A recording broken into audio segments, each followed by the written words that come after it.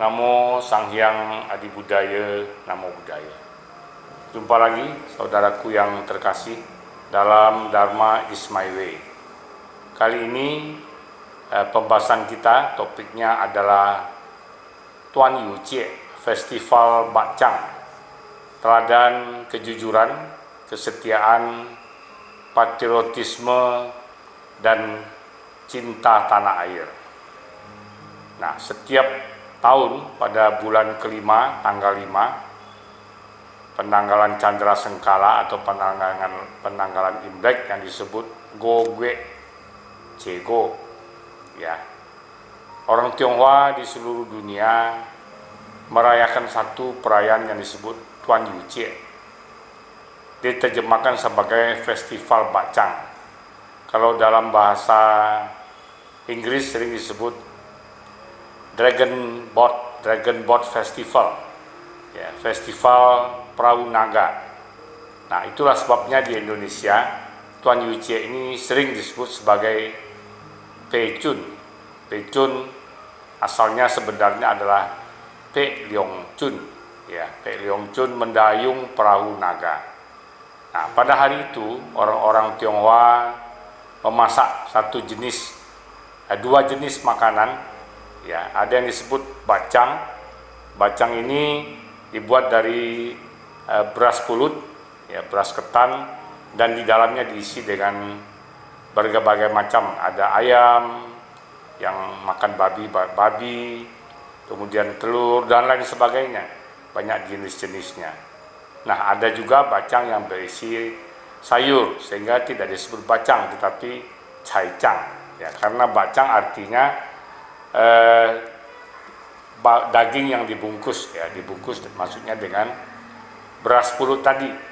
Nah, namun ada juga yang disebut kicang, ya. Kicang ini isinya tidak ada apa-apa, cuma pulut, ya, tapi lebih legit dan biasanya dimakan dengan menggunakan gula aren, gula merah, atau ada juga yang menggunakan gula pasir. Nah, tradisi ini sudah berlangsung ribuan tahun. Ya, inilah yang disebut sebagai Festival Bacang. Pada tahun lalu di Padang diadakan Festival Bacang, yaitu mengadakan festival 10.000 bacang dan 10.000 lamang baluo. Lamang baluo itu penganan kue yang tradisi Minang. Jadi alkulturasi dari dua budaya Tionghoa dan budaya Minang. Dan pada acara tersebut, Festival Bacang itu juga diadakan berbagai atraksi multikultural dari budaya-budaya etnis-etnis, suku-suku bangsa yang ada di Padang atau di Sumatera Barat. Nah, sekarang marilah kita lihat apa sebenarnya asal-usul, ya, atau sejarah timbulnya bacang atau kuecang ini. Ya, sejarah ini sebenarnya sangat baik, ya, karena mengandung pendidikan karakter yang baik, yaitu kesetiaan, kejujuran, patriotisme, keteguhan hati, dan kemudian juga cinta negara, cinta tanah air. Nah, bagaimana ceritanya? Pada zaman dulu di Tiongkok, itu sebelum Masehi, ya, kira-kira 340 tahun 340 sampai 278 sebelum Masehi. Nah, di Tiongkok pada waktu itu hidup seorang yang bernama Kut Guan dalam bahasa Hokkien atau Chien. Chien ini adalah dari keturunan bangsawan. Dia sangat terpelajar, berbudi pekerti luhur, dan kemudian karena kepintarannya, karena karakternya yang baik, dia diangkat menjadi menteri, ya, menjadi menteri. Pada zaman itu di Tiongkok itu sedang terjadi peperangan antara tujuh kerajaan, 7 negara pada waktu itu, yaitu ada negara Qin, Chu, Qi, Yan, Shou, Han, dan Wei. Ada 7 negara yang saling berperang. Nah, kebetulan tempat Chuyen ini adalah yang disebut sebagai negara Chu, ya, negara Chu atau Chu Kuo, ya. Dia jadi menteri di situ. Nah, dia jadi menteri sangat setia pada negara, setia kepada rajanya, selalu memberikan nasihat yang baik, petunjuk yang baik, bagaimana supaya negaranya bisa adil dan makmur. Nah, karena perang pada waktu itu, ya, Qian ini menjalin hubungan dengan negara Qi, negara tetangga, karena mereka sama-sama negara kecil. Ada satu negara yang kuat, ya, tetapi sering melakukan tindakan sewenang-wenang dengan negara-negara kecil. Namanya negara Qin. Ya, jadi untuk menghadapi negara Qin ini, mereka melakukan aliansi dengan negara tetangganya, itu negara Qi. Ya, jadi negara Chu dan Qi ini bekerja sama menghadapi negara Qin. Nah, tetapi kemudian dalam perjalanan karirnya, Chuyen Kutguan yang jujur ini tidak disenangi oleh pejabat-pejabat lain yang tidak jujur. Itu biasa, ya. Jadi orang baik akan tidak disenangi oleh orang yang tidak baik. Mereka berusaha menjatuhkan Kutguan atau Qian ini dengan berbagai macam cara, termasuk mereka menfitnah, menghasut raja supaya Qian ini, Kutguan ini disingkirkan dari istana. Kalau Kutguan, Qian ini tersingkir, mereka bisa berbuat sesuka hatinya. Nah, ternyata raja termakan dengan hasutan ini. Akhirnya Qian yang sangat setia, sangat pintar yang mengatur strategi ini disingkirkan, diasingkan dari istana, dibuang ke satu tempat. Ya, yang pertama pada waktu itu dia dibuang, ya, di satu tempat yang agak terpencil di desa-desa, ya, di sebelah utara dari sungai Han.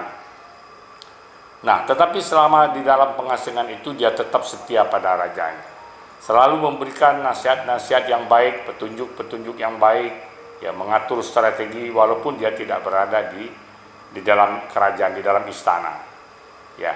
Nah, sampailah pada satu ketika, ya, negara Qin yang agak curang ini mengajak mereka untuk berdamai. Nah, pada waktu itu diundanglah rajanya yang bernama Raja Huai Wang, ya, Huai Wang atau Huai Ong, ya, rajanya. Raja ini diundang untuk pergi ke negara Qin ini, ya.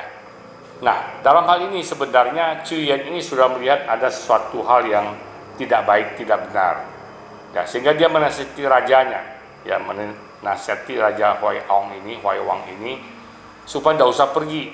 Kalau Anda pergi itu adalah siasat musuh, siasat dari negara Qin. Tetapi karena raja ini sudah dipengaruhi oleh menteri-menteri yang pejabat-pejabat yang tidak baik ini, akhirnya raja ini tetap pergi. Dan ternyata betul, raja ini pergi, kemudian ternyata negara Qin langsung menangkap rajanya dan tidak pernah kembali lagi. Akhirnya Raja Huai Ong ini meninggal di kerajaan negara Qin ini. Nah, sedih sekali hati si Qian ini karena melihat nasihatnya tidak mau didengar dan akhirnya membawa kehancuran bagi negara yang dicintainya.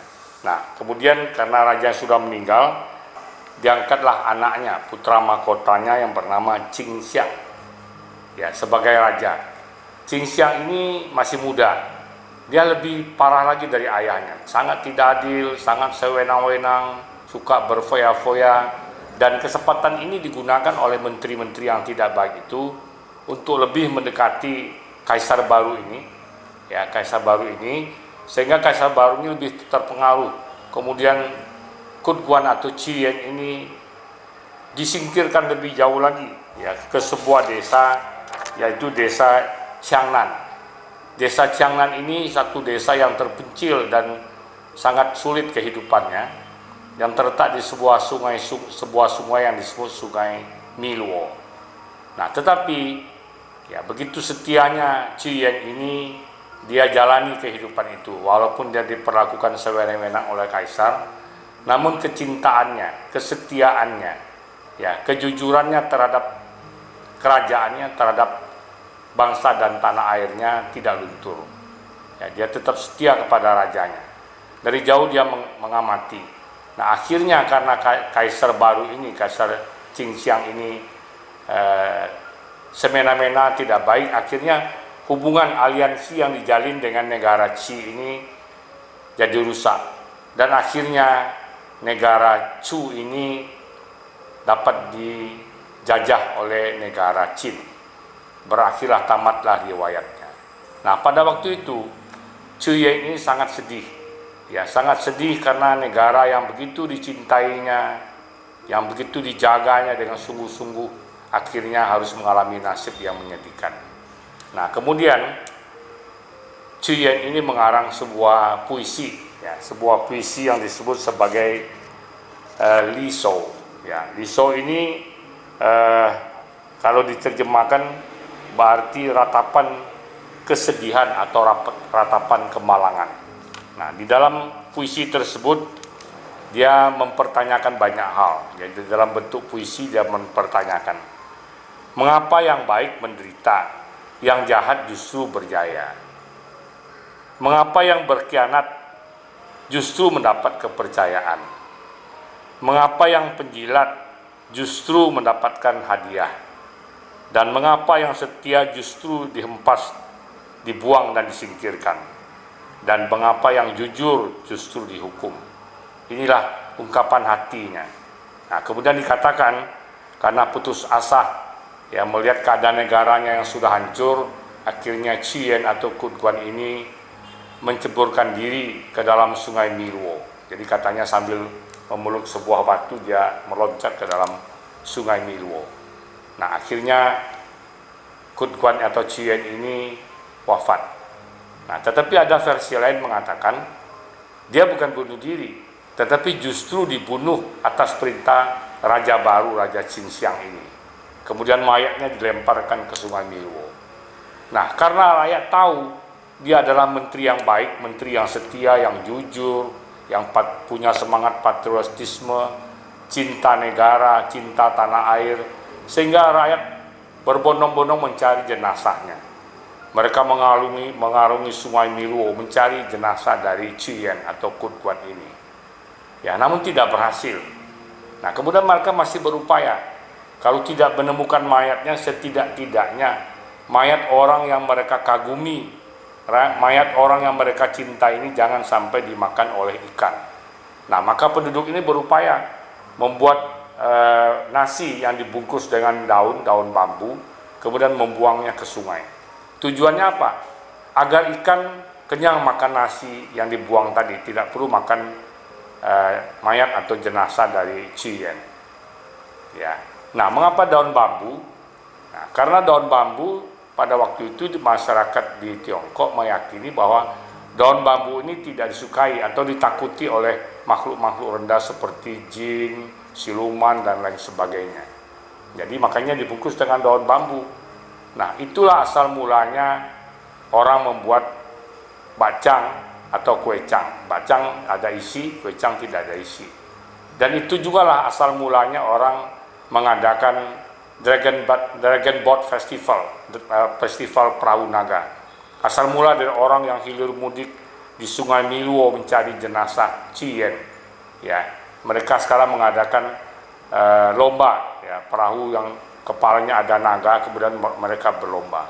Itulah asal mulanya festival perahu naga atau Dragon Boat Festival ini. Dan itulah asal mulanya orang memakan bacang. Jadi sebenarnya ada nilai-nilai keteladanan yang harus kita ambil setiap peristiwa bacang ini. Generasi muda, terutama generasi muda Tionghoa, harus mengambil hikmah dan maknanya. Apa hikmah dan maknanya? Yang pertama adalah sifat dari Qian ini yang jujur, tidak mau korupsi. Dia anti korupsi, justru menentang orang-orang yang korupsi walaupun akibatnya dia disingkirkan. Dan kemudian juga kecintaannya pada tanah air, patriotismenya. Walaupun dia dibuang, dia tidak sama sekali membenci negaranya, tidak sama sekali membenci rajanya. Dia tetap setia dan ingin tetap membela negaranya atau kerajaannya. Nah, keteladanan yang bisa kita ambil pertama adalah cinta tanah air. Yang kedua adalah hati yang lurus, ya berbudi pekerti, berkarakter, jujur. Kemudian kesetiaannya, ya walaupun dia diperlakukan tidak adil, tapi dia tetap setia dan tetap membela negaranya. Kemudian baktinya kepada bangsa, negara, dan rakyatnya. Dia rela mengorbankan kehidupannya sendiri untuk kemajuan, untuk kebaikan negara, bangsa, dan rakyatnya. Nah, kemudian dalam prakteknya banyak hal-hal lain yang juga dilakukan pada saat perayaan Tuan Yuci atau Pecun ini. Di Indonesia misalnya orang pas tengah hari mendirikan telur, ya kalau bisa berdiri telurnya. Ini bukan mistik, bukan aneh-aneh, tetapi mereka mempelajari astronomi.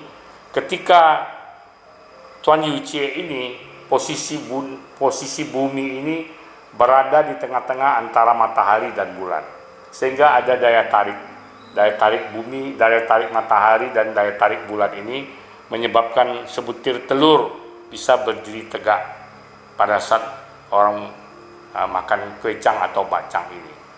Kemudian yang lain adalah mandi di sungai.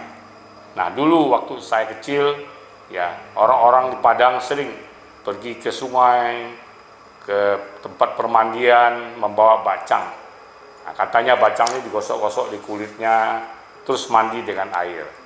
Nah, kemudian ada juga kebiasaan mengambil air.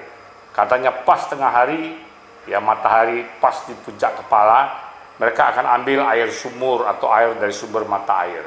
Katanya air ini bisa mengobati berbagai macam penyakit. Sebenarnya ini juga bukan tahyul. Ini bukan juga mistik-mistik. Itu karena pada saat itu energi yang, ya orang Tionghoa meyakini alam semestanya ada dua energi, yaitu energi yang, energi positif, dan energi yin, energi negatif. Nah, ketika itu energi yang ini begitu kuat, ya, sehingga mempengaruhi air. Nah, ketika air ini digunakan untuk merebus obat, diminum, dan lain sebagainya, itu akan bisa mempunyai daya kesembuhan. Itu yang dipercayai oleh orang-orang Tionghoa. Nah, kemudian dulu ada, tapi sekarang mungkin tidak ada lagi, yaitu membuat bacang kecil, ya, kemudian digabung dengan daun-daun, saya tidak begitu ingat apa daun-daunnya, kemudian digantung di depan pintu. Nah, pada waktu itu saya pernah tanya pada orang tua waktu itu, apa maksudnya? Nah, maksudnya adalah untuk menolak bala.